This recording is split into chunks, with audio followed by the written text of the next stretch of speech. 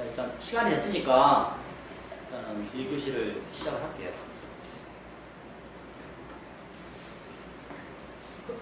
자, 이제 인사부터 드릴게요. 저는 이제 해루질 학교의 학교장 태영이라고 합니다. 자, 이제 그 장소가 좀 협소해가지고 이제 제가 중간에 이제 뭐 선입금하고 뭐 공지를 몇 번 드렸는데 그 부분 좀 죄송하게 생각을 하고요. 예, 또 앞으로도 이제 이런 강좌들을 이제 많이 요청하시는 분들이 많이 계셔가지고 이제 자주 일단 제가 여기 아니어도 여러 가지 장소에서 할 계획이고요. 이제 할 때마다 이제 여러 가지 아이템을 계속 바꿔볼 생각이에요. 왜냐면 똑같은 걸 하다 보니까 또 사람들이 실상하고 이 해루질이라는 게 사실 한 번 배운다고 해서 다 아는 게 아니에요. 왜냐면은 그 1월달서부터 시작해서 12월달까지 매달 잡을 수 있는 해산물들이 바뀌어요. 여러분들 잘 모르실 거예요. 그래서 저희 여고생들도 보면은 제가 1년을 데리고 다니면서 가르치거든요. 그들도 잘 몰라요. 가르쳤어요. 그만큼 그 잡을 수 있는 부분들이나 포인트나 아니면은 그 스킬이나 이런 것들이 굉장히 달라지기 때문에 그런 것들은 실제로 배우지 않으면 잘 몰라요. 그래서 그런 부분들에 대해서는 아무튼 틈날 때마다 말씀을 드리겠습니다. 자, 일단 그 1교시는 일단 저에 대해서 간단하게 이제 말씀을 드리고요. 그 해루질이라는 것이 어떤 것인지 하고, 그 다음에 그 아까도 말씀드렸지만 여러분들이 뭐 해루질에 대해서 잘 모르시는 것 같으니까 해루질에 필요한 장비들이 어떤 것이 있는지, 그 다음에 해루질로 도대체 어떤 걸 어떻게 잡는지 이런 부분들하고, 그 다음에 가장 중요한 그 금어기 부분들에 대해서 말씀을 드리고 또 간단한 질문 답변을 받고 1교시를 마치는 걸로 하겠습니다. 아까도 잠깐 말씀드렸지만 저는 해루질을 하기 전에 그 베스낚시 매니아였어요. 그래서 매주 토요일만 되면은 안동호에 내려가서 그 민물 낚시를 하고 그 다음에 하룻밤을 새고 그 다음날 올라오고, 근데 물론 결혼 전이었어요. 그렇게 해서 이제 낚시 생활을 많이 했었는데요. 아무튼 그러다 보니까 이제 이게 패턴이 계속 그런 형태로 하든가 어떤 가정생활이나 이런 것도 있고, 결혼해서 제가 예를 들어서 결혼해서도 이런 생활을 계속 한다고 그러면은 가정생활이 안 될 것 같아서 결혼하고 나서는 제가 이걸 완전히 끊었어요. 네, 아무튼 그 결혼을 하고 나서 이제 그 가끔가다 이제 뭐 바닷가에 가서 이제 뭐 갯바위 낚시나 하고 이제 그렇게 했었는데, 그 제가 이제 해루질을 시작을 하게 된 결정적인 계기가 사실 요 사진 하나 때문에 그 해루질을 접하게 됐습니다. 그 당시 이제 저랑 같이 낚시를 다니던 친구 하나가 요 사진을 딱 보여주면서 그 어느 카페에 그 누가 이제 골뱅이 사진을 올려놨는데 한번 들어가서 뭐 확인을 해봐라. 그래서 이제 딱 보니까 누가 이제 잡았던 뭐 주행기가 있더라고요. 그게 이제 지금은 없어졌는데 그 가차사라는 그 카페가 있었어요. 낚시 카페였는데 거기 방장이 그 홍성아시에 사는 분이었는데 그분이 이제 그 가까운 안면도나 이런 데 가면서 이제 자기가 잡았던 해산물이나 이런 것들을 이제 카페에다가 올리고 막 그런 형태였는데 그게 벌써 10년 정도 됐으니까요. 그래서 그런 사진들을 보면서 안 되겠다. 이 카페에 들어서 이제 배워야겠다. 그래서 이제 그때부터 저도 이제 해루질 시작을 했고요. 이 사진을 보고 나서 제가 그 다음날 저녁에 바라바라에 내려갔어요. 근데 그때는 저도 마찬가지로 여러분처럼 물때가 뭔지도 몰랐어요. 그냥 바다 가면은 그냥 다 있는 걸로 생각을 하고서 아무런 기본적인 사전적인 지식도 없이 뭐 장비도 없고요. 그냥 손전등, 그때 당시에는 이제 그 보통 시골에 가면 이만한 그 배터리 해가지고 빨간색 그 전등 있잖아요. 그걸 하나 들고서 내려갔습니다. 내려갔는데 그 바람 아래 혹시 갔다 와보신 분? 아마 이제 여러분들은 이제 아마 바람 아래는 그 한 번씩은 다 가보셔야 돼요. 여기는 기본적으로 이제 우리나라에서 그 가장 안전한 곳이기도 하고요. 그다음에 그 보통 해루질하는 사람들이 뭐라고 부르냐면은 마르지 않는 샘이라고 불러요. 왜냐면은 전날 엄청나게 많은 양의 그 해산물 잡아놨는데 그 다음날 가면 또 있어요. 또 있고 그래요. 희한하게. 근데 아까도 말씀드렸지만은 그 바람 아래는 그 바로 건너편에 원산도하고 이쪽 섬들 사이에 협곡이 형성이 돼서 그 협곡 안에서 계속 그 유입이 돼요. 그래서 이제 아무튼 그 마르지 않는 샘이라고 하는데, 아무튼 이 바람 아래라는 데 가면은 무조건 이 골뱅이가 나와 있다고 생각해서 혼자 이제 도착을 했어요. 그때 평일날 갔으니까 저녁 12시가 좀 넘었나? 도착을 했는데 지금은 이제 바람 아래 가끔씩 가로등도 불려있어요. 그때 당시에는 그런 것도 없었어요. 갔는데 아무도 없는 거예요. 그리고 바람은 쌩쌩 불고 있고. 그래서 이거 좀 무섭더라고요. 혹시 바닷가 혼자서 한번 가보신 거? 해루질이라는 게 좀 웃긴 게요. 자기 마음처럼 잘 안 돼요. 많은 사람들이 물속에 그냥 들어가서 잡으면 되겠지 하고 들어가죠.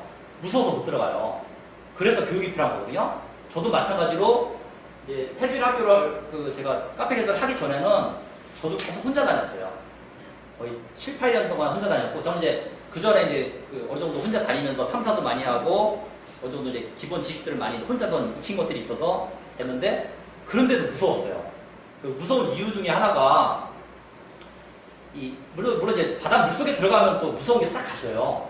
근데 이제 그 공포의 가장 큰 대상이 뭐냐면은, 보이지 않는데 어떤 형체가 나타나거나 소리가 나타나는 거예요. 그러니까 예를 들어서 어떤 내가 이제 해루질 하기 위해서 물가에 주차장에다 주차를 딱 했어요. 근데 앞에 이제 산이 있고 이렇게 나무 숲풀이 있어요. 근데 이제 옷을 갈아입으려고 딱 하고 있는데 숲풀 안에서 갑자기 푸쉬 소리가 나요.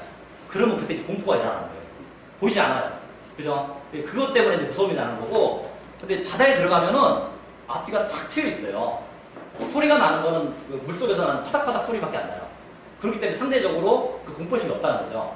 그리고 이제 가장 무서운 게 사람을 만났을 때. 그게 가장 무섭다고요. 근데 이제 웃긴 거는 그렇게 해서 이제 열심히 이제 해루질을 하고서 나왔어요. 그럼 또 무서워요. 아까 똑같이 풀숲에서 바람도 불고 그러면은 뭐가 나타날지 모르기 때문에 또 무서워요. 근데 지금도 그래요. 그거는 모든 사람이 다 똑같기 때문에. 그런데도 다니게 돼요. 희한하게. 근데 아무튼 바다라는 건 어쨌든 이런 팍 튀는 불인데, 얘기가 아무튼 좀 다른 데로 빠졌는데, 이 바람아래 아무튼 도착을 했는데, 아까도 말씀드렸지만 아무도 없고, 그 다음에 파도도 치고, 앞에는 깜깜해서 보이지도 않고, 그래서 이제 무턱대고 이제 랜턴을 들고서, 그때는 이제 뭐 바지장화 이런 것도 없었어요. 그냥 쓰레빠라 신고 들어갔었어요. 그냥. 근데 만조였어요 그때가. 지금 생각해보니까 와 이거 뭐 황당한 거예요. 뭐 파도는 뭐 이렇게 치고 있고, 그래서 그냥 들어가 보지도 못하고 한 6발자국 들어갔나? 싸대기만 맞고 그냥 나왔죠. 그래서 이건 아닌 것 같다.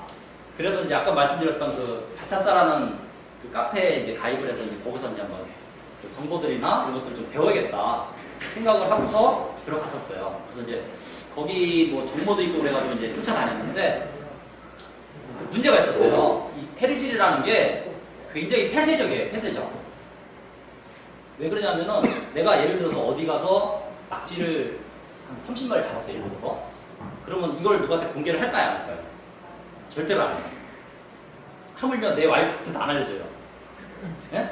이 해루질 카페의 특성이에요. 저 말고 다른 모든 해루질 카페. 근데 저 같은 경우는 이제 마인드가 이제 저하고 같이 제가 이제 가르치는 모든 제자들한테는 다 공개를 해요. 어디 가서 대박이 나거나 그러면 공개를 해서 내가 잡았으니 너도 가서 잡아라 공개를 하는데, 기본적으로 해루질 카페의 특성이 그렇다는 걸 알고 계셔야 돼요. 그래서 동출을 잘 안 해요. 동출을 하게 되면은 그 사람들에 대해서 어느 정도 내가 가지고 있는 포인트를 노출하기 때문에, 이 포인트에 대해서 여러분들이 굉장히 좀 간단히 생각할지 모르겠는데, 이 포인트 하나를 개발하기 위해서 내가 차를 타고 가야 되고, 그 다음에 거기를 헤매다가 우연한 게 만날 거 아니에요. 그러면 그거에 따라서 많은 시간과 돈과 그 다음에 노력 여러 가지가 투자가 돼요. 근데 이런 것들을 모르고 그냥 이 포인트를 안 알려준다 이렇게 할 수도 있어요. 예를 들어서. 근데 그런 것들을 여러분이 아마 돌아다녀 보시면은 왜 이것들을 안 알려주는지를 느끼실 거예요. 아마 내가 우연한 게 여러분들이 가서 어떤 대박 포인트를 찾았어요. 예를 들어서. 그러면 그 부분들을 분명히 안 알려줄 거예요. 똑같이. 그 사람 마음도 똑같기 때문에. 근데 이제 지금은 이제 그 뒤에 제가 많이 뭐 블로그나 아니면 카페라는 데서 많이 알려줬기 때문에 해드릴 포인트들이 많이 어느 정도 알려졌어요. 근데 문제는 뭐냐면 포인트를 알려줘도 못 잡아요, 저거는. 중요한 건. 근데 바람아래 같은 경우들이 이제 그런 경우가 많아요. 바람아래가 매년 사람들이 한 1년에 한 2~3명은 거기서 사망을 해요. 거기서 실제로. 지금도 사망을 해요. 그 이유 중에 하나 뭐냐면은 바람아래에서 섬으로 넘어가는 언덕길이 있는데, 섬으로 넘어가면은 섬에 넘어가는 안쪽 옆으로 이렇게 협곡처럼 이렇게 깊이 파있는 거기가 불밭인데, 거기가 물살이 문제 있어요. 예전에 거기 섬으로 넘어가면 거기 아무튼 해삼도 있고 낙지도 있고 그 다음에 뭐 아까 얘기했던 소라, 중소라들도 뭐 엄청나게 많은데, 그걸 이제 누가 잡는 걸 보니까 그걸 잡겠다고 쫓아가는데, 이 중요한 거는 그 물살 때문에 못 이겨서 대부분 이제 슈트족들이 몸이 뜨니까 떠내려가거든요. 예전에는 떠내려가면 이제 옆에 있는 사람들이 막 신고를 해줬어요. 그럼 해경이 쫓아와서 건져주고 했는데 요즘은 신고도 안 해요. 하도 많으니까.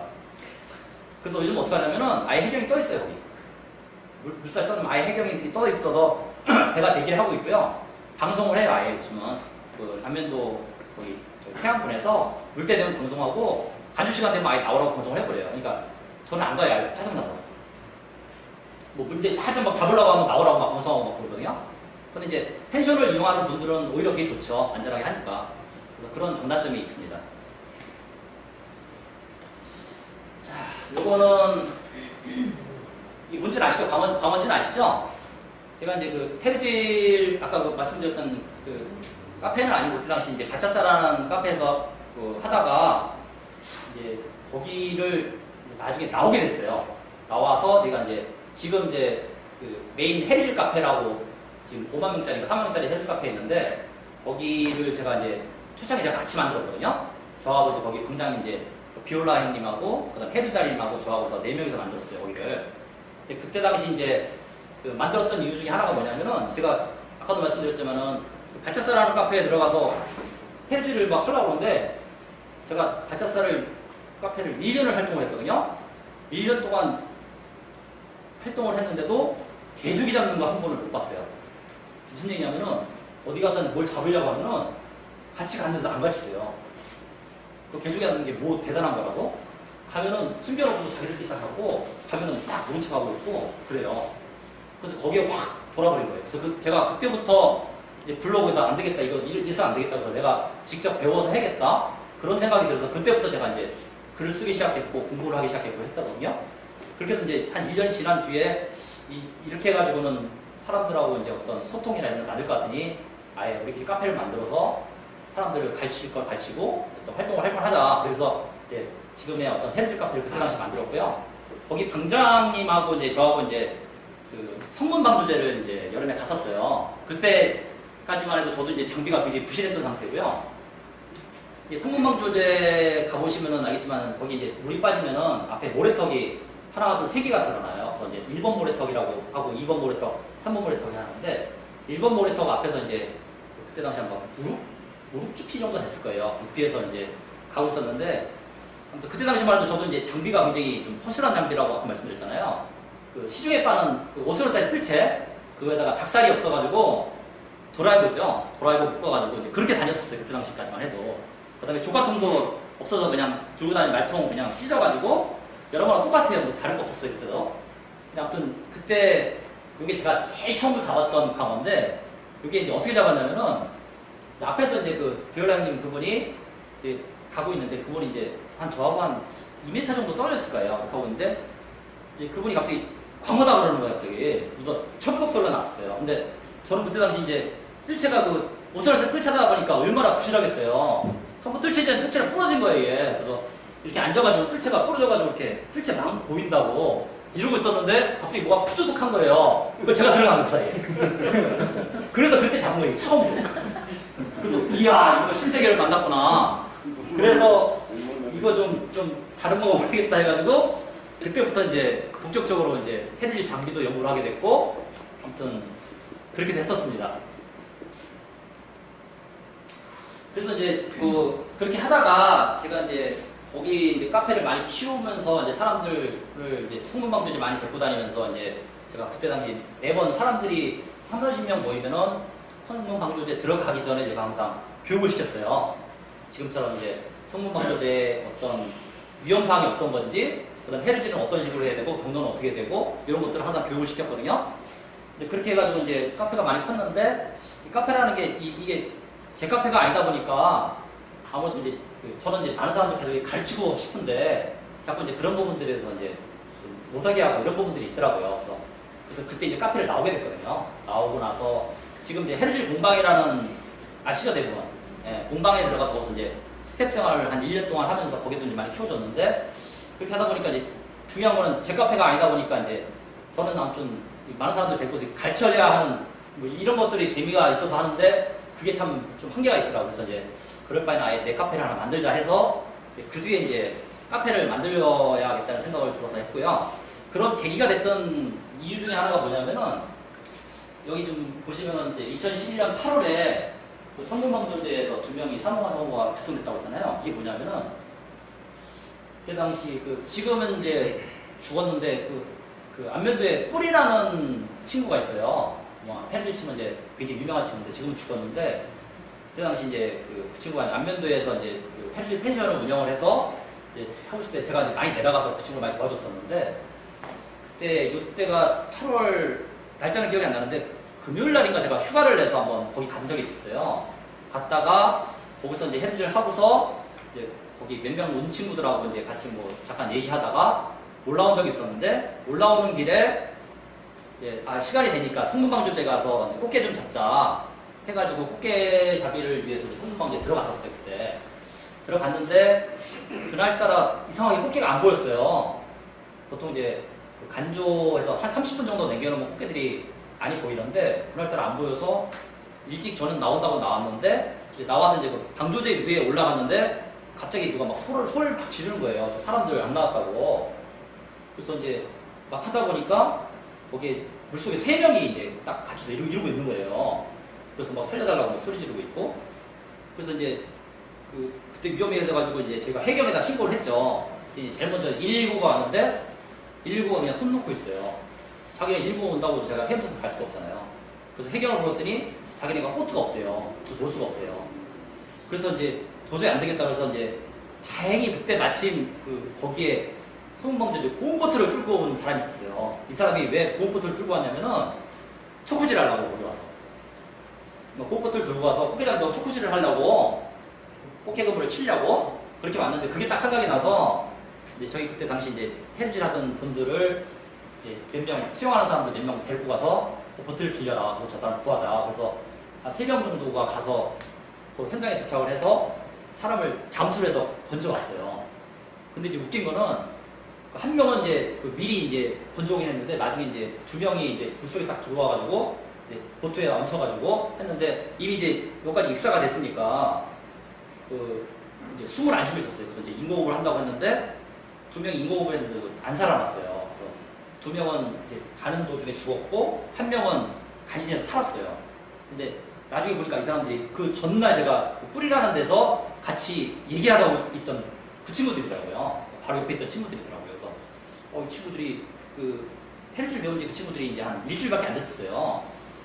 근데 이제 웃긴 게 뭐냐면은 그 친구들이 이제 아까 저 물속에 이렇게 잠겼다고 그랬잖아요. 근데 이제 그 친구들이 잠겼던 이유 중에 하나가 뭐냐면은 꽃게를 만통을 쳤어요. 그러니까 죽게 된 그 사람들이 사고를 났던 그 이유 중에 하나는 뭐냐면은 성균방조의 특징이 뭐냐면은 이게 물이 이렇게 휘돌아서 이렇게 방조제 쪽으로 이렇게 여기 들어오거든요. 근데 방조제 앞쪽이 항상 깊어요. 근데 이 친구들도 이제 계속 저처럼 이제 꽝을 치다가 못 잡다가 철수하는 길에 꽃게 군단을 만난 거예요. 꽃게는 이따가 말씀드리겠지만은 군집성이 있어서 떼거지를 이동을 해요. 작은 거는 작은 거대로 움직이고 큰 것들은 큰 것대로 움직여요. 근데 그때 당시 8월달이면 지금 정도 되잖아요. 그래서 이제 꽃게 금어기가 거의 끝날 시점이니까 그때 이제 큰 수꽃게들이 막 몰려오는 걸 그걸 발견을 한 거예요.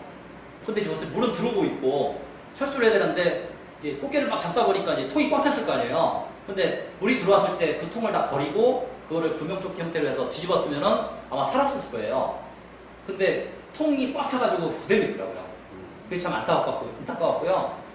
근데 이제 아무튼 그때 당시는 지금처럼 지금 우리가 해루질 배터리를 쓸 때 저희가 납축전지를 쓰는 게 아니라 니켈 저걸 쓰잖아요, 우리가. 근데 이제 그때 당시에는 납축전기로 해서 납축전기 이거 두꺼운 거 이걸 썼거든요. 근데 얘는 물속에 들어가도 쇼트가 안 돼요. 근데 물속에 잠겨 있는데 이게 서치가 이렇게 2개가 이렇게 3개가 딱 보이는 게 보이는 거예요, 2개가. 그래서 그걸 반박주에 찾았는데 중요한 거는 뭐냐면은 어떤 이 해루질을 할 때 어떤 조과에 욕심을 부리거나 그러니까 들물이 됐는데도 자기가 어떤 욕심 때문에 그걸 버리지 않고 나오면은 그런 위험한 상황이 발생됐다 할 수 있다는 거 하나 하고 그 다음에 지형을 모르면은 함부로 들어가면 안 된다는 거. 그래서 이제 그 지형에 대한 부분들이 굉장히 중요해요. 물대하고. 그래서 그런 부분들을 이제 생각을 하면서 이러면 안 되겠다 해서 이제 좀 사람들한테 이런 부분들에 대해서 좀 알려줘야겠다. 그런 생각이 들어서 이제 제가 이제 카페를 개설하게 된 근본적인 원인이 됐습니다. 그래서 이제 해루질 카페를 제가 이제 그 해루질 학교 카페를 만들고 나서 이제 제가 이제 그 6개월 단위로 이제 연구생들을 이제 뽑아가지고 지금은 이제 사기까지 이제 계속 지금처럼 하고 있는데요.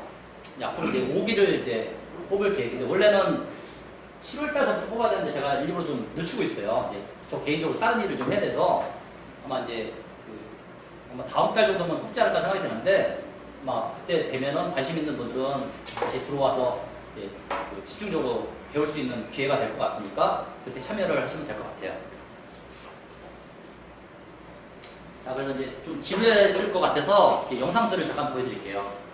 요거는 이제 그 속에 있는 방어 영상인데 한번 보세요.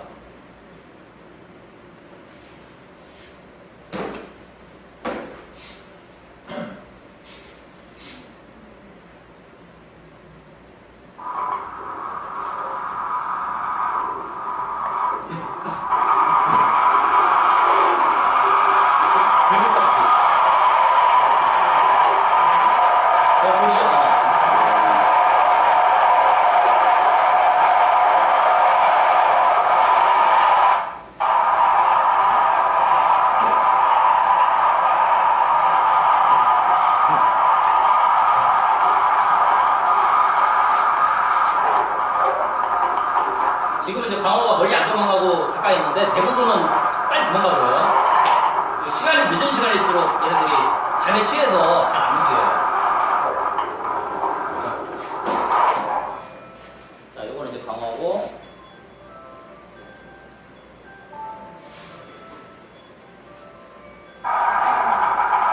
요거는 이제 아까 이제 꽃게들이니까 한번 보세요. 지금 가면 이런 형태로 있을 거예요. 꽃게들이.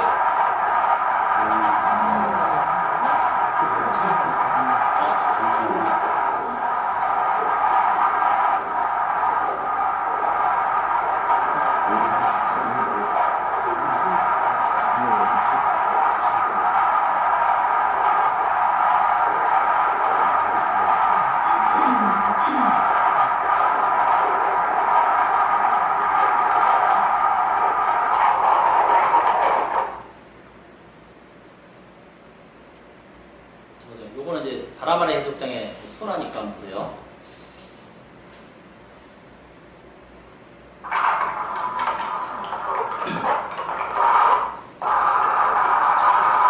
요게 이제 불맛이거든요.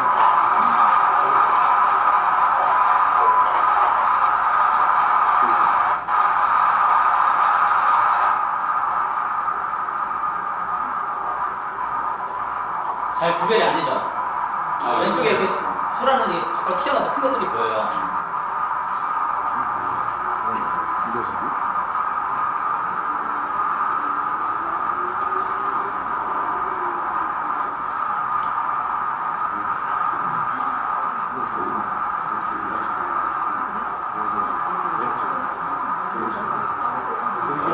보이죠? 소라 보이죠?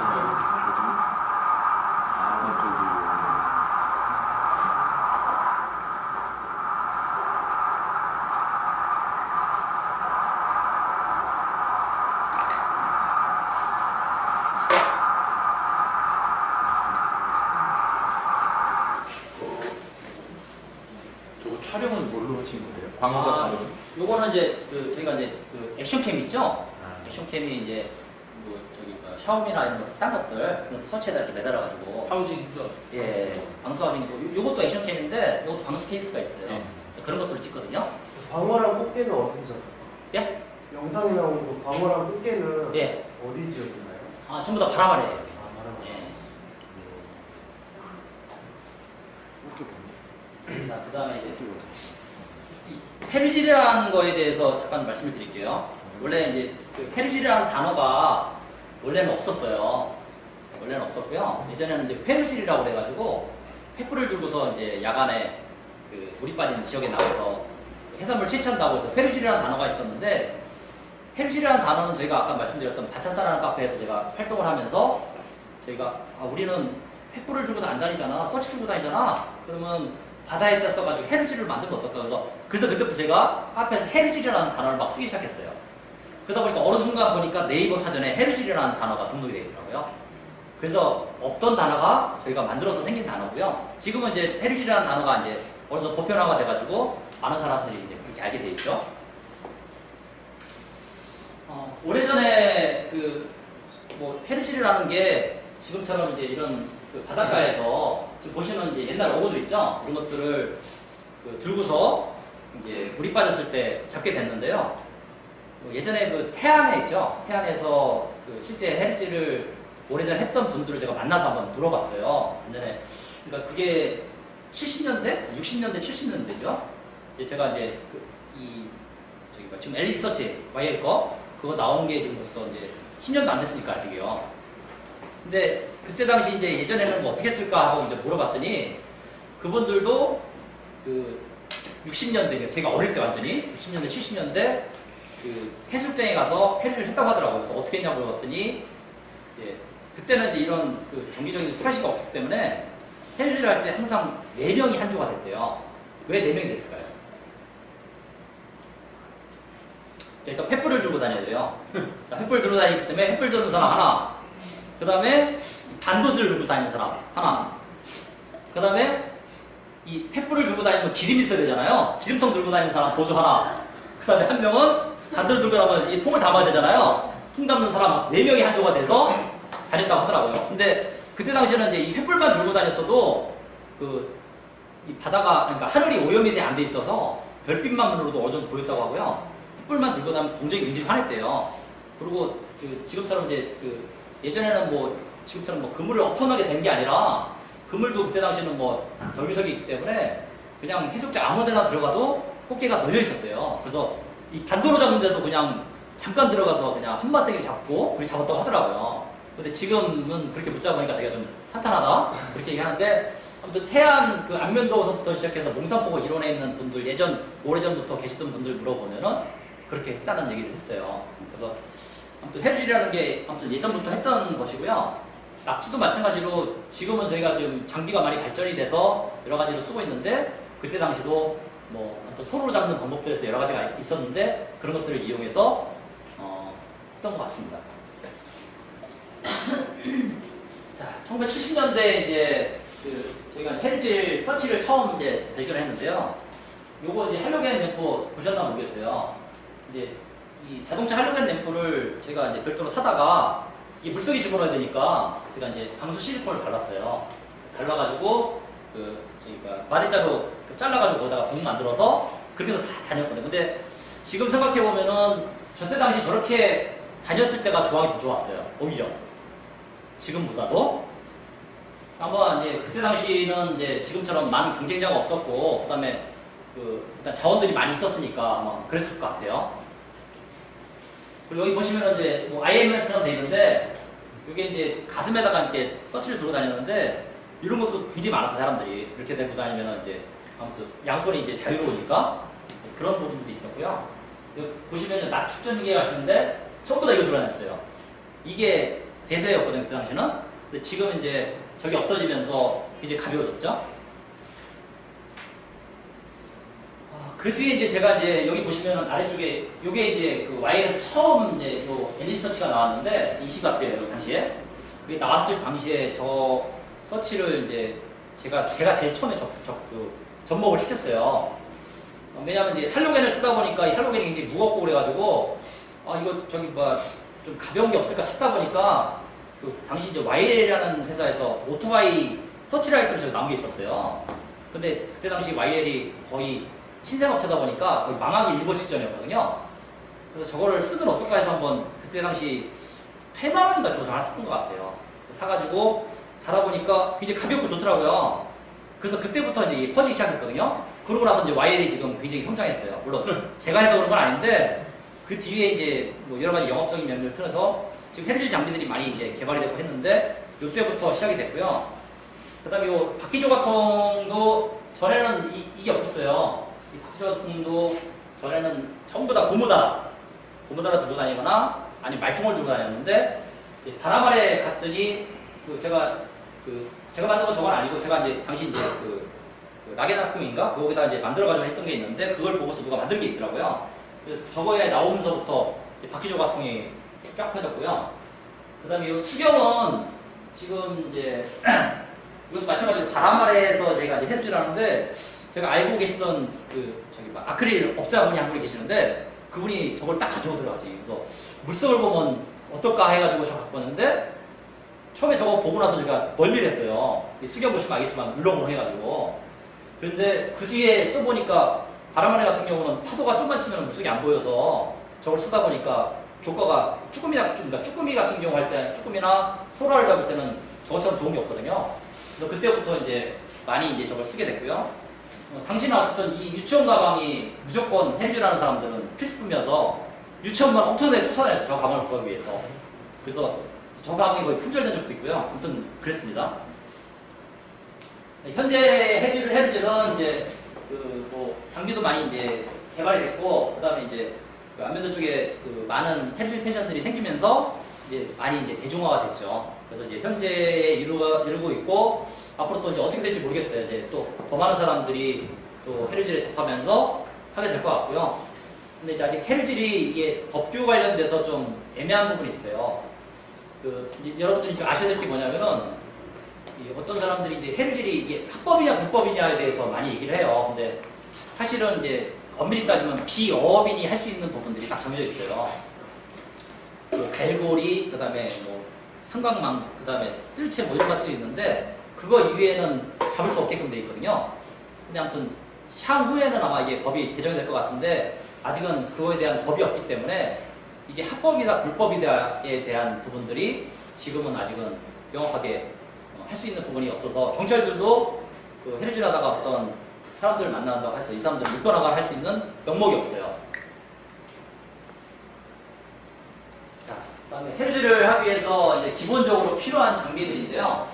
그 기본적으로 이제 해루질이 보면은 그 수중으로 하는 수중 해루질이 있고요. 그다음에 물속에 안 들어가는 워킹 해루질 두 가지로 나누거든요. 그래서 워킹 해루질 같은 경우는 여기 보시면은 이제 수중 서치가 필요 없고요. 여기 보시면 해수 서치 하나가 있으면은 기본적으로 워킹 해루질이 되는데 뭐가 됐건 간에 요 발장화는 무조건 필수입니다. 필수로 발장화 하나 있어야 되고요. 그 다음에 이제 뭐 집게나 아니면 족가통 뭐 이런 것들을 이제 준비해서 해루질을 하게 됩니다. 그 다음에 이제 지금 요거는 이제 지금 제가 바로 알려드릴 건데요. 일단 휴대폰을 좀 꺼내보세요. 자, 일단 그래서 필요한 게 뭐냐면은 일단 원기 날씨를 한번 쳐보세요.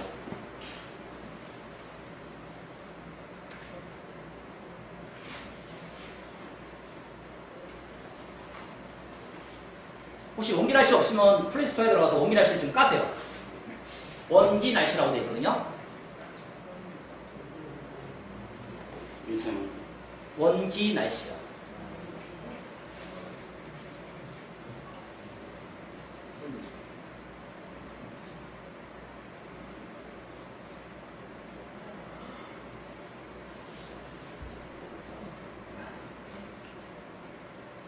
자, 여기 보시면은 원기 날씨라고 보이죠?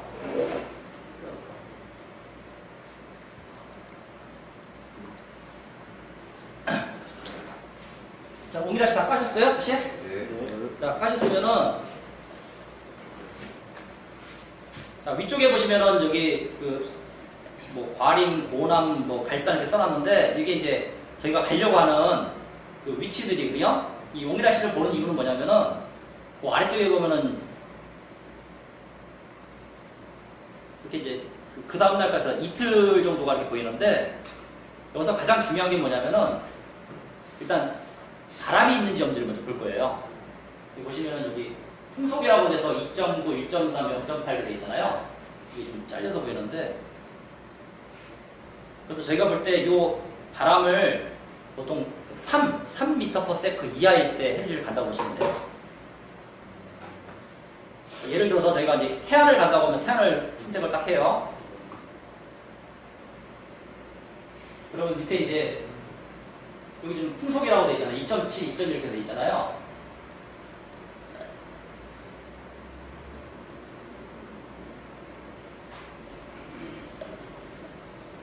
자, 그래서 그 바람의 그 높이를 먼저 확인을 해가지고 예를 들어서 뭐 1.5에서 2m 이내다. 예를 들어서 그러면은 저희가 해루질 할 수 있는 그 어떤 조건이 된다고 보시면 되거든요.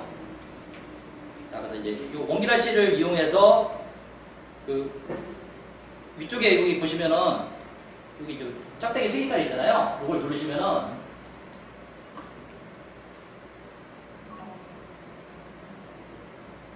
그 왼쪽에 이제 그 각 지역별로 이렇게 설정을 할 수가 있어요. 그래서 그 보통은 5군데 지역, 예를 들어서 뭐 안면도, 태안, 뭐 송문방주제 이래서 각각 지역을 나눠가지고 미리 이제 가게가 가려고 하는 지역들을 미리 딱 저장을 해놓는 거예요. 그래서 그 지역 날씨를 이제 보통 하루나 이틀 전에 이렇게 해서 바람이 있는지 없는지를 확인을 한다는 거죠. 그래서 저는 아무튼 원기 날씨를 가장 많이 쓰고요.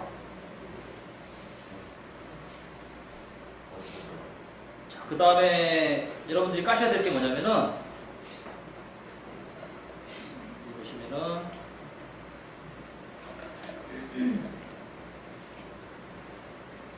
바다 타임이라고 있어요. 바다 타임 안 깔았으면 혹시 지금 플레이스토어에 바다 타임이라고 치면은 있으니까 한번 까세요. 네, 바다 타임이라고 있어요. 원래 이제 물대표가 이거 말고 이제 작년까지만 해도 조성예보에서 여러 가지가 있었어요. 근데 올해 들어가면서 이게 어플들이 없어지면서 지금 현재는 이제 그나마 좀 자세히 볼 수 있는 거는 이제 바다 타임 하나밖에 없거든요. 그래서 이걸 보시는데 그 왼쪽에 보시면은 이렇게 각 지역별로 이렇게 지명들 있잖아요. 예를 들어서 여기 보시면은 그 안흥 신진이라고 되어 있어요. 여기에 요거를 선택을 하시면은 선택한 다음에 이제 스크롤을 위로 올려요. 그러면은 여기 보시면은 만조하고 간조라고 되어 있잖아요. 그래서 이 간조 시간 보면은 간조 시간 보면 그 파란색 화살표 역으로 되어 있는 거 거기 왼쪽에 보시면 237, 193 되어 있잖아요. 요 수치를 보고서 제가 해루질을 갈 건지 말 건지 결정하는데 이 주간 시간을 보는 게 아니라 야간 시간. 그러니까 새벽 지금 오늘 기준으로 해서는 그 3시 24분이잖아요. 근데 물높이가 237이잖아요, 여기. 요걸 보고서 가거든요. 예를 들어서 이제 오늘이 아니고 그 다음 날로 갈 때는 이쪽에 있는 화살표 계속 누르면은 다음 날로 가게 됩니다. 움직여 볼게요.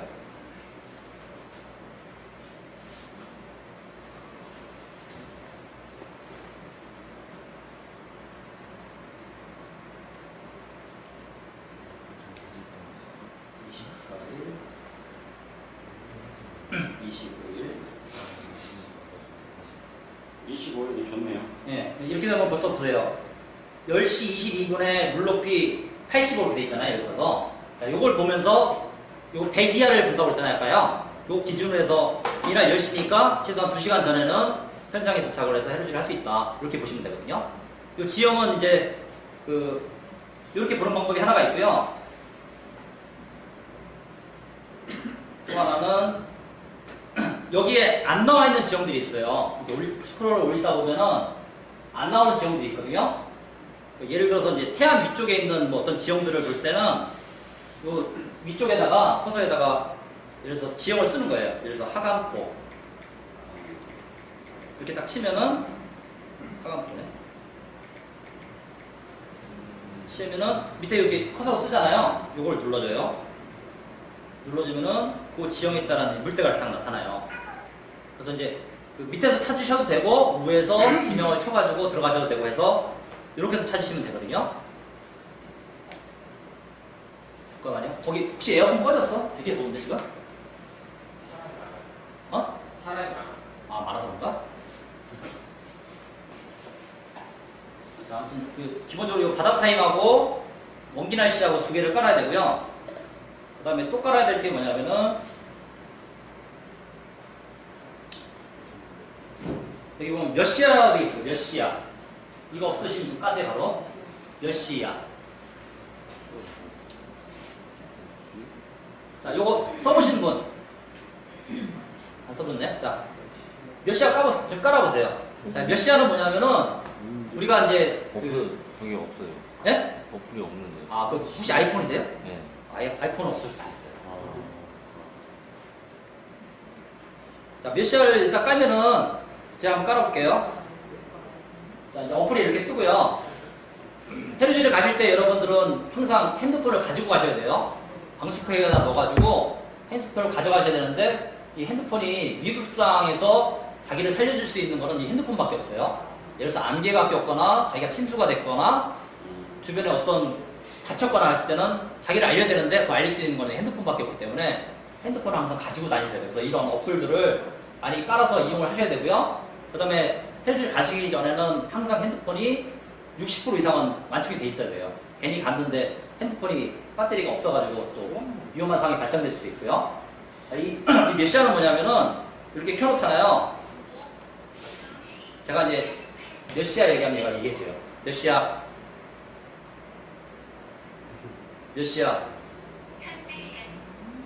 얘기하죠? 자, 이걸 그래서 어떻게 하냐면은 핸드폰 안에다 집어넣어놓고서 그냥 여기다 얘기하는 거예요. 몇 시야? 이렇게 얘기하는 거예요. 그래서 계속 실시간으로 시간을 알려주거든요. 그래서 굳이 핸드폰을 안 꺼내도 되기 때문에 이걸 가장 많이 써요. 지금 한번 해보세요. 깔았으면. 그 휴대폰 볼륨을 키셔야 돼요. 한번 해보세요. 직접. 몇 시에 지금 말하는 시계 그게 인가요? 예, 예, 말하는 시계요? 예. 예, 말하는 시계. 한번 해보세요. 같이. 몇 시야? 볼륨을 키워야 돼요. 무조건.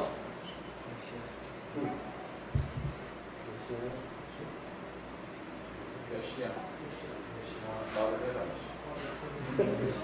몇 시야? 몇 시야? 몇 시야? 몇 시야? 굳이 이렇게 얘기 안 해도 돼요. 이런 데서 해도 돼요. 몇 시야? 몇 시야? 몇 시야?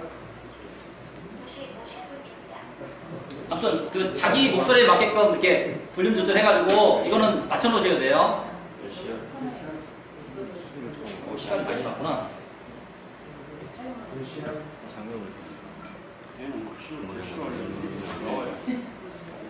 자, 그 다음에 필요한 게 또 뭐가 있냐면요. 아까 몇 시간인지 다 끄시고요. 아까 말씀드렸던 상길샘이라고 있어요. 상길샘. 상길샘이라는 걸 켜보세요.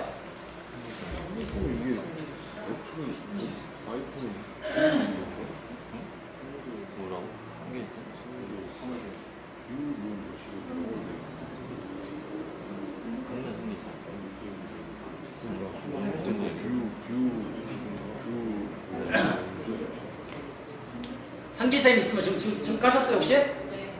자, 이 상길샘을 키우는 이유는 뭐냐면은 이게 GPS 기능이 달려 있어서 일단 물속에 들어가서 이동을 하게 되면은 이거는 이제 빨간색은 예전에 제가 갔던 경로예요. 근데 제가 지금 좀 물속에서 이 상길샘이라는 어플을 켜놓고 움직이게 되면은 제가 이렇게 이동을 하게 되잖아요. 그러면은 이 이동한 경로가 파란색으로 나오게 돼요. 그래서 파란색으로 나온 거하고 예전에 있는 경로들을 같이 보면서 길을 찾게 되는 거거든요. 그리고 이제 보통 주차장에다가 이 들어가기 전에 상기상 키고서 들어가고 그러면 내가 어디서 왔는지 찾을 수 있을 거 아니에요. 그런 것들을 위해서 굉장히 필요해요. 그리고 물속에서 예를 들어서 안개를 만났거나 해물을 만나게 되면은 앞뒤가 아무것도 안 보이기 때문에 길을 잊어버려요. 그때는. 그래서 그 길을 찾기 위한 이 길잡이 역할로도 굉장히 중요해요. 그래서 이 상기쌤에 자꾸 들어가셔가지고 한번 집에 가시면서 한번 막 켜보면서 한번 해보세요. 예? 굳이 바다에서 안 써도 되니까 하면서 이 상기쌤의 용도에 대해서 계속 쓰셔가지고 이 사용법을 아셔야 돼요.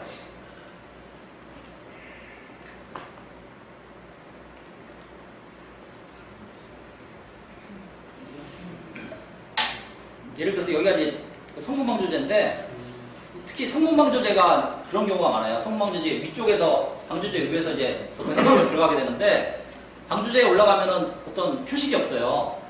그래서 내가 방조제 몇 번에서 들어왔는지 알 수가 없기 때문에 나중에 주차장이 어디인지를 못 찾거든요. 그래서 이제 그런 부분들을 찾기 위해서라도 그 성분방조제나 어떤 방조제 같은 데 갈 때는 무조건 그 GPS 311셈을 키고서 들어가셔야 한다는 걸 잊지 마시라는 거예요. 자, 그래서 아까 제가 잠깐 말씀드렸던 그 경로 파일은 이 상길샘에 들어갔던 이런 경로들 있잖아요. 이 경로들 중에서 뭐 여러 가지가 있는데 그 중에서 제가 몇 가지 추려가지고 보내드릴 거예요.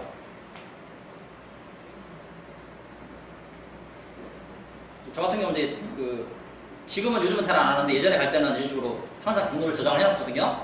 그러면 이제 제가 처음 가본 데는 이 경로를 따라서 다니기 때문에 저도 사람이기 때문에 항상 어떤 바다에서 어떤 상황이 벌어질지 모르기 때문에 어쨌든 이걸 켜가지고 어떤 안전 부분들에 대한 어떤 길잡이 역할을 꼭 하셔야 된다는 걸 잊지 마세요. 자, 일단 그 정도 하면 되고요.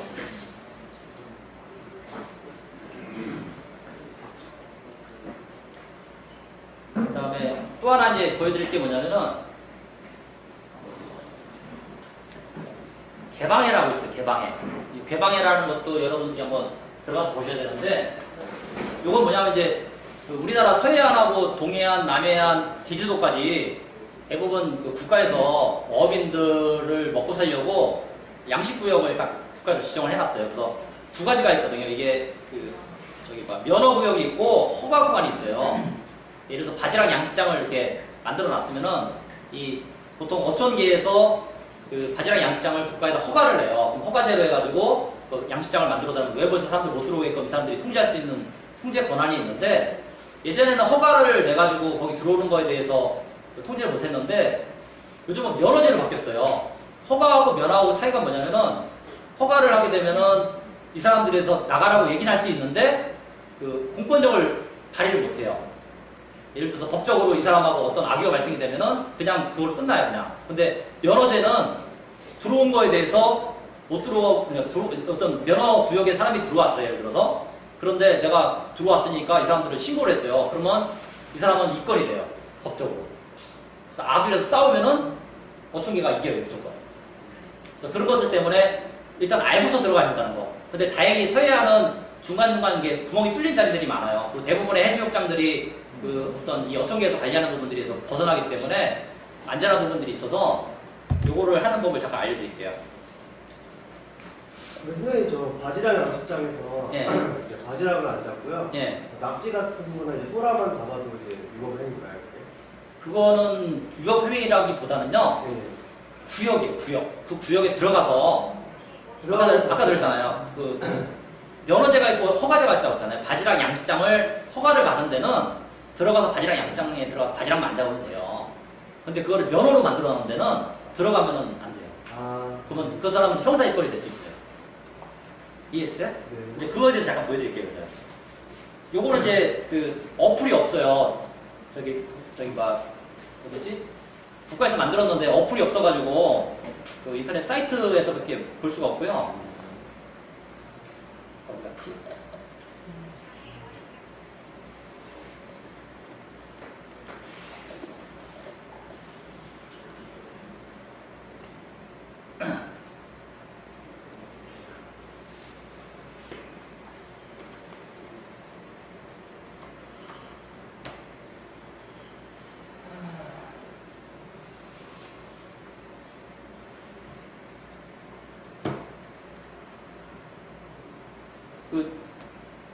네이버 검색창 다 뜨시죠? 거기에 개방해라고 쳐보세요.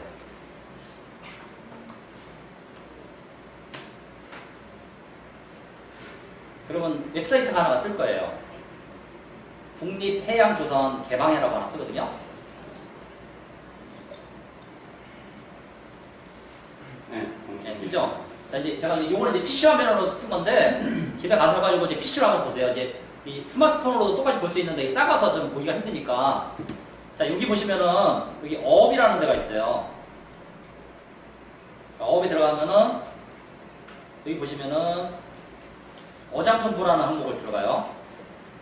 그래서 예를 들어서 어디로 할까? 바람아래를 해볼까?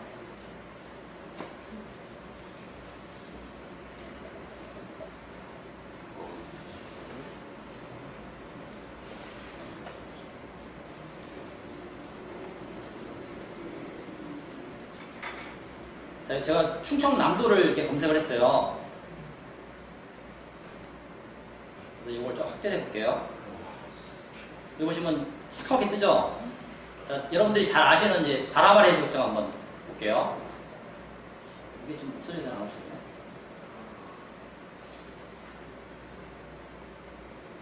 자, 이런 식으로 이제 그 어장구역들이 쫙 나오거든요.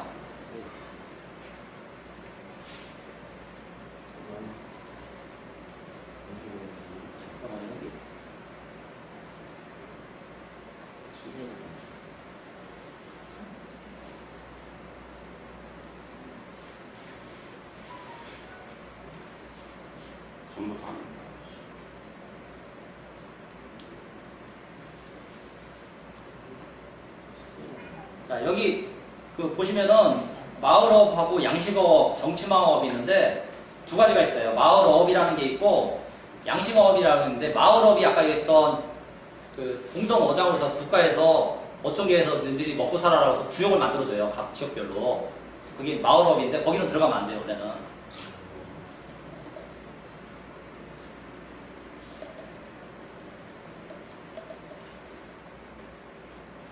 그냥 모르고 가야지 뭐 알고 가면 안 되는데. 아, 이제 저건 있어요. 이제 그 알고서 들어가야죠. 모르고 들어가면은 나중에 이제 싸우게 되면은 아니 나와야 돼. 뭐라 그러면 나와야 돼. 그렇죠. 그렇죠. 요게 지금 바람 아래 색종인데 보세요. 이게 빠져 있어요. 바지락 많이 입는데.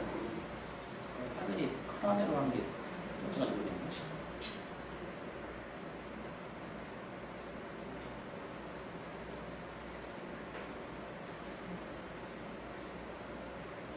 여기 겉에 보시면 요거 보이시죠? 요거. 자, 개족의 그 마을에서 딱 나오잖아요. 자, 면허 종료에 대해서 얼마야? 2019년 8월 10일. 여기 보시면 면허라고 돼 있죠? 이런 데 들어가면은 나중에 그 어장 사람하고 싸웠잖아요. 그러면 면허지에 들어가면 누가 이겨요? 어민 이겨요. 마을이. 싸우면 이게 그럼 무조건 나와야 돼요. 근데 마을업이 있고 아까 그 면허 지역이라고 했잖아요. 다시 이제 양식업 한번 들어가 볼게요.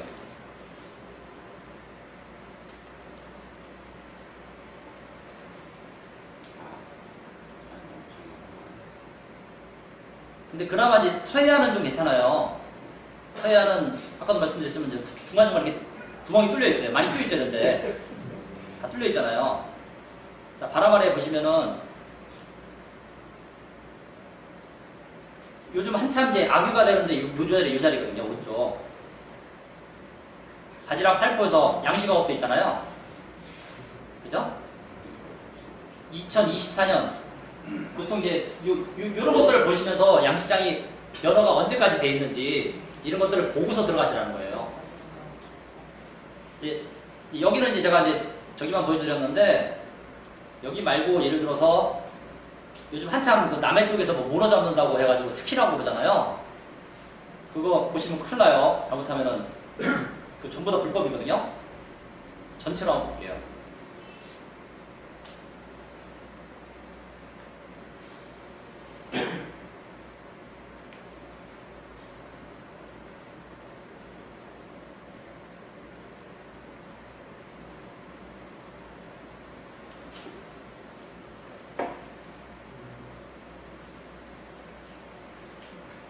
진짜 경상남도 쪽만 일단 확대해서 보여드릴게요.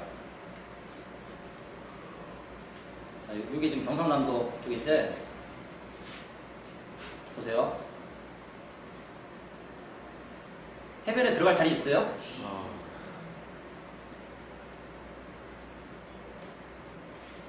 사람이 들어갈 자리가 있는 거 보세요.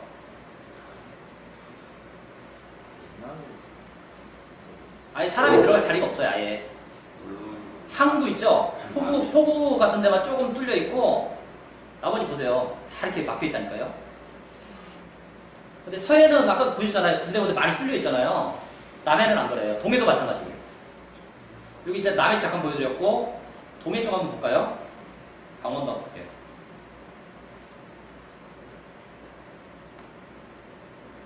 자, 강원도 쪽 여기 쫙 보잖아요.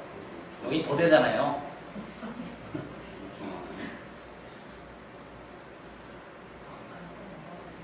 발 디딜 틈이 없어요. 그죠? 발 디딜 틈이 없다니까요. 이런 데 보면 이렇게 구멍 뚫린 데가 있잖아요. 그런데 항구 그런 데만 양식장이 아니에요.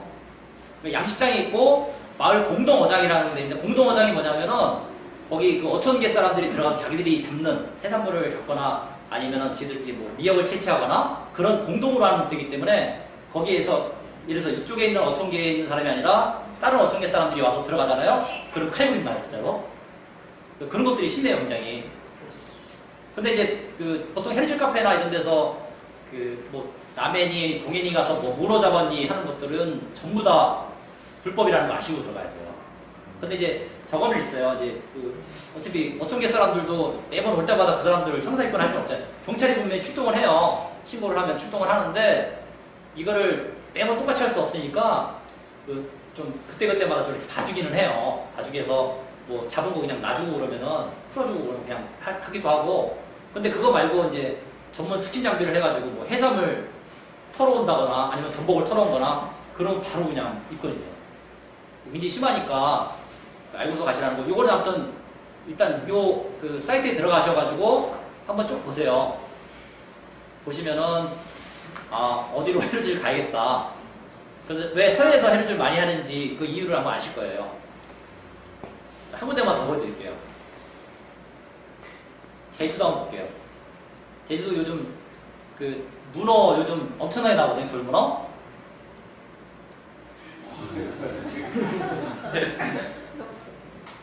보세요. 제주도는 잘못 들어가면은 여기는 갈고리 하나만 들고 들어가야 돼요. 다른 거 들어가면 큰일 나고요. 물론 이제 어촌에서 그냥 눈 감아주니까 그냥 넘어가는 건데, 예를 들어서 뭐 제주도 들어가는데 갈고리 말고 다른 거 들고 갔다가는, 그래서 저기 얘기하는 작살이나 가푸 들고 나가잖아요. 바로 입건해요. 그럼 저기 저 자리는 마을업자 공동업이요. 여기를 이제 보세요. 여기를 딱 요 I자를 파란색 눌러보면은 마을업이라고 돼 있잖아요.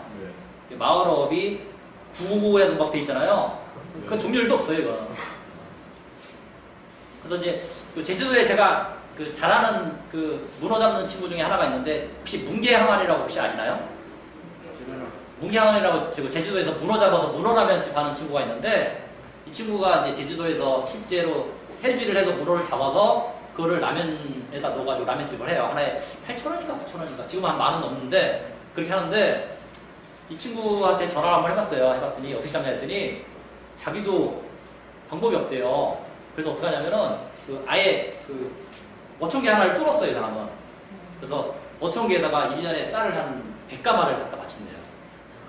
그래서 거긴 자기 들어가도 돼요. 맨날 갖다 바치니까. 그렇게 해서 하는 거 아니면은 어촌계 안에 들어가지도 못해요. 그래서 알고서 하시라는 거 잠깐 말씀을 드리고요. 그럼 아까 그 양식업에 바람아래 해수욕장 바로 밑에 보면 양식업이라고 말씀해 주셨잖아요. 예. 그쪽 지역은 약간의 어떤 그런 마찰은 있어도 예. 가는 그렇죠. 거죠. 예. 그러니까 적당히 이제 원래 엄밀히 따지면요, 그 태안군에 있는 안면도가 국립공원이에요. 네. 국립공원의 그 특징이 뭐예요? 아무것도 국립공원에서는 안쪽에 하나도 잡으면 안 돼요. 원래는 나무도 못 뜯는 거. 못 뜯는 거예요. 절대로 하면 안 돼요. 근데 태안군에서 놔두잖아요, 지금. 오히려 태안군에서 여러분들 조개 잡으러 가세요 해가지고 백합조개를 막 뿌려줘요. 해삼도 뿌려주고. 그게 왜냐하면 이제 지역사회를 발전시키기 위해서 하는 거고, 원래는 해루질도 하면 안 돼요. 근데 태안 군수가 나와가지고 해루질 할 때 안전하게 해서 프랜카드 달고 방송까지 해주잖아요. 그죠? 근데 그게 그런 것들 때문에 하는 거예요. 근데 아직 말씀드리지만 해루질 관련된 법규가 지정된 게 없기 때문에 자기들도 이거를 어떻게 해라 이렇게 하나 지침이 없어요. 왜냐면 법이 있어야지 그거에 대해서 해라 마라 결정을 하는데 그런 법규가 없기 때문에 그런 거고요. 근데 그 제주도 같은 경우는 이제 그런 법이 없는데 누군가가 저기 뭐지 해삼하고 전복하고 이런 걸 잡아서 엄청나게 잡았는데 이거를 절도행위잖아요. 양장에 들어갔으니까. 근데 이 사람을 그 법적으로 어떤 조치를 해야 되는데 법에서 조치할 수 없기 때문에, 그래서 이제 이 사람이 가지고 있는 도구를 가지고 얘기한 거예요. 그래서 그 비어업인이 할 수 있는 도구는 갈고리밖에 없기 때문에 그걸 가지고서 물고 늘어지는 거거든요. 엄밀히 따지면 그래요. 선생님, 저희 지금 앱이 나왔었는데 원기 날씨를 추천해 줄 이유는 뭐예요? 원기 날씨는 이제 날씨 때문에 그래요. 날씨. 바람하고 그날 뭐 바람이 부는지 하고 그 다음에 비가 오는지 아닌지. 근데 지금 그게 네이버 날씨나 네. 기상청에서 보내주는 것보다 더 정확한. 그렇지는 않아요. 비슷비슷해요. 원래 이제 저희가 이제 바람을 볼 때는 이 아래쪽에 지금 보시면은 그 윈드브루라는 게 있잖아요. 네. 요거하고 윈드파인드라는 게 있어요. 네. 요거는 이제 일본 날씨거든요. 네. 보통 저희 카페들 보면은 이제 파란색으로 해가지고 까만색에서 우리나라 지도 그려져 있는 거 있잖아요. 그게 일본 해양기상청에서 나온 거거든요. 그게 가장 정확해요. 네. 저도 왜냐면 이제 카약을 갖다가 예. 타기 때문에 바람에랑 이제 물색이 엄청 맞아요. 가지고 윈드파인더나 윈드브루랑 그렇죠. 그게 가장 정확하고요. 파라다임만 예, 중점적으로 보고 있거든요. 그게 가장 정확한데요. 아까도 했지만 그냥 일반적으로 저도 그냥 저걸로 봐요. 그냥 대충 보고 아 좀 불안하다 그러면은 윈드브루하고 윈드파인더 다 들어가서 확인하고요. 새로 나온 앱인 줄 알고. 네, 그렇진 않아요. 그 날씨는 이거 아까 얘기했던 모기 날씨 말고도 여러 가지가 있어요. 그 중에서 저희가 편한 걸 보시면 돼요. 자, 그 다음에 시간이 자꾸 많이 돼서 간단하게 끝낼게요. 이제 해루질로 요거 이제 잡을 수 있는 부분들에 대해서 잠깐 보여드리는데요. 지금 이제 낙지 금어기가 끝났기 때문에 이제 아마 9월달서부터는 이제 지금 이제 산란하고 나서 이제 낙지들이 지금은 이제 크기가 한 3발 낙지 정도 크기가 되고요. 9월달서부터 되는 낙지들은 좀 커져요. 저희가 이제 세발 낙지는 벗어나기 때문에 9월달 정도 되면 이제 낙지들을 잡을 수 있고요. 그 다음에 꽃게는 아까도 말씀드렸지만은 8월 20일이 끝나면 이제 꽃게를 잡을 수 있기 때문에 꽃게를 잡을 수 있는 시점은 되는데 여기 보시면 전부 다 암꽃게잖아요. 암꽃게는 없어요, 이제. 전부 다 저희들이 잡을 수 있는 것들은 수꽃게밖에 없기 때문에 앞으로 지금서부터 군복이가 끝나면은 수꽃게 위주로 잡으셔야 한다는 거. 그 다음에 오른쪽에도 소라하고 해삼, 뭐 광어, 쭈꾸미, 골뱅이, 도다리 뭐 이 정도고 여기 말고도 아직 그 사진에 없는 것들이 굉장히 많은데 오늘 이따 가서 한번 말씀을 드릴게요. 자, 그 다음에 이제 금어기 보면 이제 아까 말씀드렸는데 그 낙지는 다행히 지금 이제 금어기가 끝나서 잡는 데는 문제가 안 되는데 이 낙지가 이 지역별로 이 구간 설정 구간이 좀 달라요. 그러니까 필요하신 것들은 사진 찍으세요. 이제 보통 이제 그 충남 가로림만 같은 경우가 가장 빨라서 4월달서부터 5월달 동안 이렇게 금어기가 잡혀 있고요. 그 다음에 이제 가로림만 이쪽을 제외한 나머지가 6월달서부터 6월 말까지. 그 다음에 인천하고 서울 이쪽 경기는 7월 20일까지 돼 있어요. 그래서 사실 이제 금어기가 되면은 사실은 금어기 때 저희가 잡을 수 있는 낙지가 하나도 없어요. 왜 그럴까요? 금어기 때. 낙지는 그 5월달부터 이제 교미를 해가지고 이제 그때 이제 그 암놈하고 순놈하고 교미가 끝나고 나면은 순놈은 죽어요. 죽어서 깊은 데로 들어가고 암놈은 물 속에 들어가요. 그때부터 알이 부화할 때까지 먹이 활동을 안 해요. 그래서 이제 알이 부화해서 그 딱 이소를 하잖아요. 그러면은 이 암놈은 어디 도망가는 게 아니라 계속 있어요. 이소해가지고 얘네들이 한 보름 동안에 그 나랑을 가지고 있는 걸 먹이를 하다가 그 나랑의 먹이가 끝나면은 암놈을 뜯어먹어요.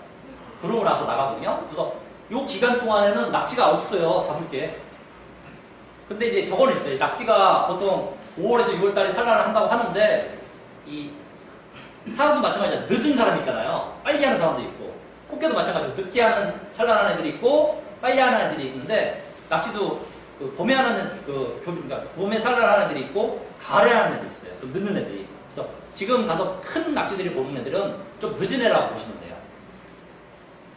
그 다음에 이제 밑에 보시면은 이제 대하가 있는데 대하가 이제 저번에 제가 그 군산에 갔을 때 이제 그 큰 대하 몇 마리를 보고서 그때 뭐 놔준 적이 있었는데 대하도 지금 한참 철이에요 요즘.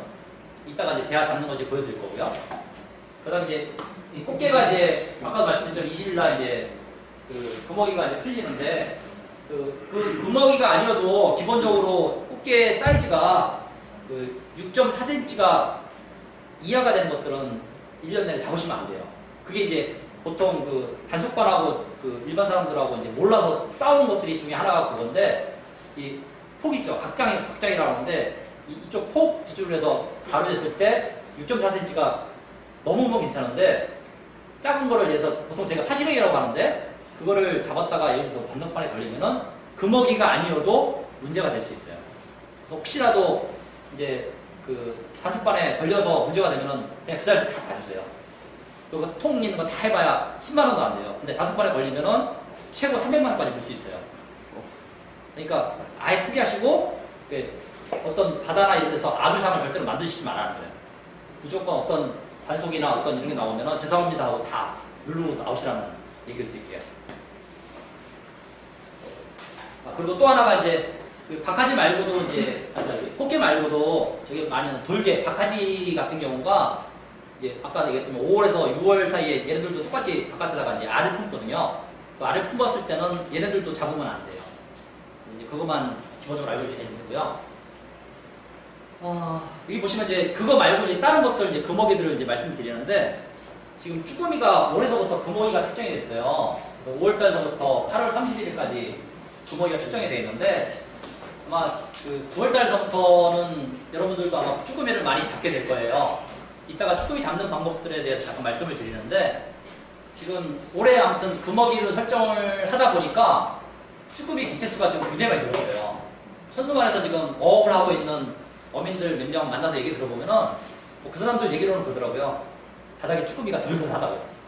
낚시를 안 하니까. 아마 9월달부터 이제 쭈꾸미 배낚시가 들어가게 되면은 아마 엄청난 양의 쭈꾸미가 아마 올해도 예상이 될 것 같아요. 근데 이제 쭈꾸미 같은 경우가 지금서부터 이제 9월달서부터 이제 뭐 이따가 이제 말씀드리겠지만 뭐 해루질로 말고도 물속에 안 들어가서 잡을 수 있는 방법들이 여러 가지가 있어요. 뜰채질하는 것도 그래서 여러 가지 뭐 가족들하고 체험할 수 있는 방법들을 일단 알려드릴 테니까 그때 이제 참조하시면 되고요. 그 다음에 이제 여기 보시면은 백합하고 뭐 새조개 전복 이런 것들이 있는데 이거는 뭐 그냥 일단 넘어갈게요. 일단 시간이 많이 돼서 뭐 잠깐 뭐 질문 받을 건데 혹시 궁금한 사항 있으세요? 자, 없으시면은 1교시는 이 정도 마치시고요. 일단 잠깐 휴식 시간을 갖도록 하겠습니다. 감사합니다. 전화